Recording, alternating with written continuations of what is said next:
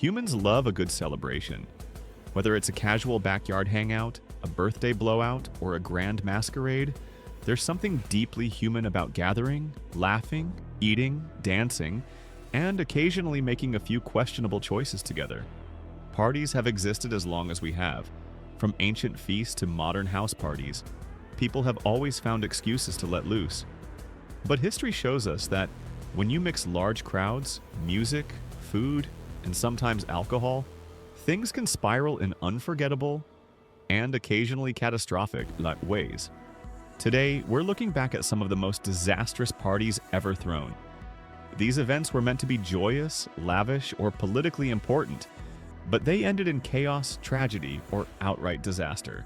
A medieval meeting turns deadly, the Erfurt Latrine Disaster, 1184.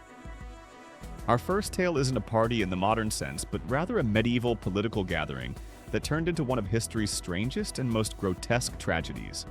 In July 1184, King Henry VI, son of the Holy Roman Emperor Frederick I Barbarossa, convened a Hoftag, an imperial assembly, in Erfurt, Germany. The purpose was to mediate a bitter land dispute between two powerful men, Conrad of Wittelsbach, the Archbishop of Mainz, and Ludwig III, Landgrave of Thuringia. Dozens of nobles and high-ranking officials from across the empire showed up. Saying no to the emperor's son was not an option. The meeting took place in a reception hall built above the cathedral's latrine pit, a large, foul cesspool typical of the time. Unfortunately, the old wooden floor beneath the throng of dignitaries had been weakened over the years, possibly by dampness and the toxic fumes rising from the waste below. As more and more people crowded into the room, the structure could no longer bear the weight. Suddenly, the floor collapsed, sending scores of nobles plunging straight into the latrine pit. What followed was gruesome. Some were crushed by falling beams and stone, others suffocated from the poisonous gases or drowned in the filth below. Estimates suggest 60 to 100 people died in the disaster. Remarkably, King Henry and Archbishop Conrad managed to save themselves by clinging to iron window bars. Ludwig III also survived. The assembly ended abruptly, of course, and the land dispute remained unresolved. The event became infamous as the Erfurt Latrine Disaster, a chilling reminder of how quickly a prestigious gathering can turn into a nightmare. Fireworks and a royal wedding. Gone wrong. Paris, 1770. Fast forward nearly 600 years to Paris, where one of history's deadliest public celebrations unfolded during the wedding of the future King and Queen of France. In May 1770, Marie Antoinette, just 14 years old, married Louis Auguste, the Dauphin of France, soon to become King Louis XVI. To mark the royal wedding, Paris planned an extravagant fireworks display orchestrated by the famous Italian Ruggieri brothers, pioneers of modern pyrotechnics. The show promised dazzling colors, intricate shapes, and cutting-edge effects that wowed the 18th century public. But fireworks technology at the time was far from perfect, and large crowds are notoriously unpredictable. During the show, a sudden gust of wind, or possibly a technical misfire, sent burning rockets cascading into the densely packed spectators. Panic erupted instantly. Thousands of people, already shoulder to shoulder in the narrow streets, tried to flee at once. In the chaos, some were trampled, others crushed, and many burned by stray embers. The official death toll was reported at 133 people, but witnesses insisted the real number was far higher. Some claimed over 800 died, while other accounts placed the figure above 1,000. Families were separated, and survivors carried injuries for years. What was meant to be a joyful celebration of France's future monarchs became a mass tragedy. An ill omen, perhaps, for a royal couple who would later face the fury of the French Revolution. The Ball of the Burning Men, France, 1393. Few historical parties are as horrifying, or as aptly named, as the Bal des Ardents, or Ball of the Burning Men, held in Paris in 1393.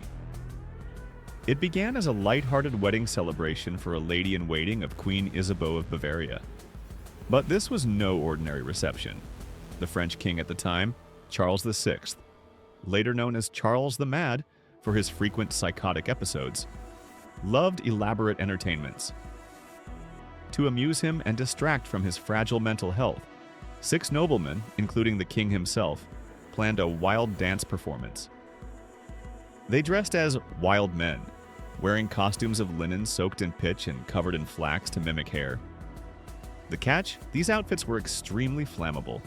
Because of the fire risk, guests were warned to keep torches and candles away from the dancers. But the king's brother, Louis, Duke of Orléans, arrived late and drunk carrying a torch. You can probably guess what happened next. A single spark caught one dancer's costume, igniting him instantly. As he flailed in agony, he set fire to others nearby. Panic spread through the ballroom. 4 dancers burned alive in front of horrified guests. One man saved himself by leaping into a barrel of wine. Charles VI narrowly survived thanks to the quick thinking of the Duchess de Berry, who smothered the flames with her voluminous skirts. The public was outraged. The idea that their king had risked his life and others for a frivolous stunt shocked Paris.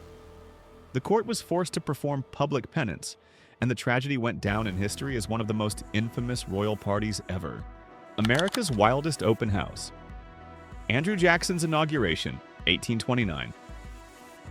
When Andrew Jackson became the 7th President of the United States in 1829, he promised to be a man of the people. To celebrate his victory, the White House planned an open house on Inauguration Day, a long-standing but increasingly risky tradition.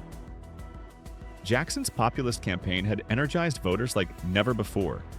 Tens of thousands of Americans, estimates range from 20,000 to 30,000, poured into Washington, D.C., camping in the streets and flooding the city's taverns and hotels. After his swearing in, Jackson gave his inaugural speech before the eager crowd. But when the barriers holding back the public broke, chaos erupted. The masses surged toward the Capitol and then to the White House itself. Guests pressed in to shake the new president's hand, smashing furniture and trampling expensive rugs in the process.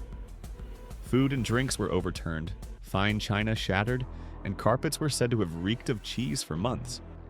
Ladies fainted, men emerged with bloody noses, and the sheer crush of bodies became dangerous. At one point, Jackson himself was forced to escape through a window to avoid being crushed by his well-wishers. White House staff eventually lured the crowd outside by placing barrels of punch on the lawn, where the party continued in relative safety. Some later claimed political opponents exaggerated the destruction to tarnish Jackson's image, but no one disputes the sheer size and unruliness of the crowd. It was the last time a president truly threw open the White House doors to the public on such a scale. Modern security makes it unthinkable today. Why parties go wrong, and why we keep throwing them anyway. Looking at these historical fiascos, a pattern emerges. Large crowds in confined spaces, flammable decorations, unpredictable weather, and poor safety planning have spelled disaster for centuries. Yet, time and again, people have returned to celebrate together. In medieval Europe, rickety infrastructure and lax safety standards were often the culprit, as in Erfurt's collapsing latrine floor. By the 18th century, technological spectacle like fireworks introduced new dangers, while the French royal court's obsession with pageantry led to the deadly Burning Men Ball. Even in the relatively modern United States, the sheer enthusiasm of ordinary citizens could overwhelm a carefully planned event. But despite the risks, humans seem hardwired to gather and celebrate. Parties mark milestones, strengthen bonds, and provide moments of joy. They remind us of our shared humanity, even if history shows that things can go spectacularly wrong.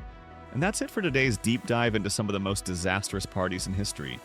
From nobles sinking into a medieval cesspit to royal fireworks gone horribly wrong. If you enjoyed this wild trip through time, hit that like, and don't forget to subscribe. Thanks for watching, and remember, celebrate responsibly. History shows us what can happen if you don't.